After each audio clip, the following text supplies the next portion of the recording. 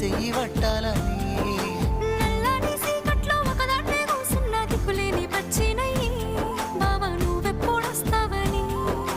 ఏళ్ళైపోతుండే పిల్ల ఎన్నెలొచ్చింది మన బతుకులా ఏలైపోతుండే పిల్ల ఏలు వట్టంగా వస్తున్నాగా ఇన్నాళ్ళ ఎడబాటు ఎడవాసిపోతుందిలే ఈ సీనయ్య గుండున్నదే సినదారా నీ కోసము